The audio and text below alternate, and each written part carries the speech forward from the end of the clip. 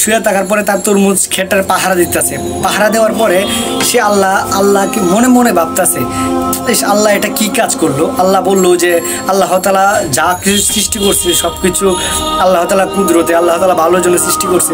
আচ্ছা বুঝলাম না আমি, আল্লাহ তাআলা যে এত ভালো একটা সৃষ্টি করলো, এত বড় একটা বট গাছ, ওই বট গাছের মাঝে ছোট ছোট ফল দিল, আর এত ছোট একটা গাছ ওইটার মাঝে এত বড় বড় তরমুজ দিল। এটা আল্লাহ তাআলার কীরকম লীলা খেলা আমি এটা বুঝলাম না। আল্লাহ তাআলা তো সৌন্দর্য গেল না, এত বড় বট গাছের মাঝে ছোট ফল আর এত একটা চিকন একটা গাছের মাঝে এত বড় তরমুজ। এটা ভাবতে ভাবতে সে ঘুমায় পড়ছে।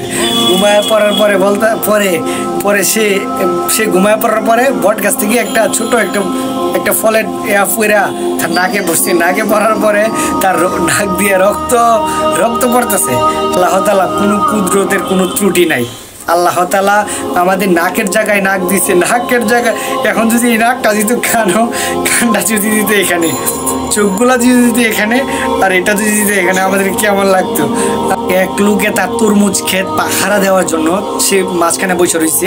তরমুজ ক্ষেতের মাঝখানে আবার একটা বট গাছ আছে, ওই চারিদিকে বট গাছের নিচে শুয়ে রয়েছে। শুয়ে থাকার পরে তার তরমুজ ক্ষেতটার পাহারা দিতেছে। পাহারা দেওয়ার পরে সে আল্লাহকে মনে মনে ভাবতেছে, আল্লাহ এটা কি কাজ করলো। আল্লাহ বললো যে আল্লাহ তাআলা যা কিছু সৃষ্টি করছে সব কিছু আল্লাহ তাআলা কুদরতে, আল্লাহ তাআলা ভালোর জন্য সৃষ্টি করছে।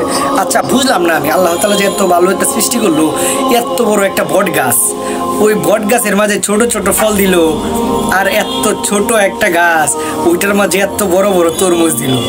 এটা আল্লাহ তাআলার কীরকম লীলা খেলা আমি এটা বুঝলাম না। আল্লাহ তাআলা তো সৌন্দর্য গেল না, এত বড় বট গাছের মাঝে ছোট ফল আর এত একটা চিকন একটা গাছের মাঝে এত বড় তরমুজ। এটা ভাবতে ভাবতে সে ঘুমায় পড়ছে। ঘুমায় পড়ার পরে সে ঘুমায় পড়ার পরে বট গাছ থেকে একটা ছোট একটা ফলের ফুয়েরা তার নাকে পড়ছে। নাকে পড়ার পরে তার নাক দিয়ে রক্ত পড়তেছে। সে ঘুম থেকে উইটা তো অবাক, কিরে আমার নাক দিয়ে রক্ত পড়তেছে। পরে দেখে বট গাছের একটা ফল তার নাকে পড়া রক্ত পড়তেছে। পরে সে বলতেছে, নারী আল্লাহ তাআলার কুদরতের কোনো শেষ নাই। আল্লাহ তাআলা যা কিছু যে জায়গায় সৃষ্টি করছে এই জায়গায় আল্লাহ তাআলা ভালোর জন্যই সৃষ্টি করছে। এখন যদি আমার ওই বট গাছের মাঝে যদি তরমুজ হইতো, তাহলে আমি যদি শুয়ে থাকতাম, তরমুজটা যদি আমার নাকে পড়তো, তাহলে তো আমি বিনা টিকিটে আমি একবারে জান্নাতে চলে যেতাম। এখন আল্লাহ তাআলার কুদরত আমরা কোন জায়গায় অস্বীকার করব?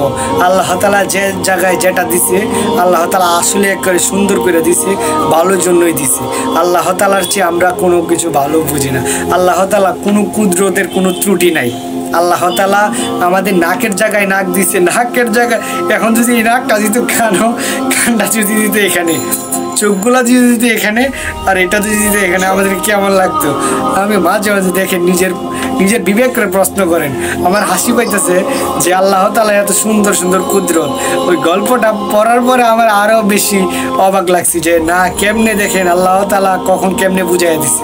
সবাই আল্লাহ তাআলাকে স্মরণ করবেন।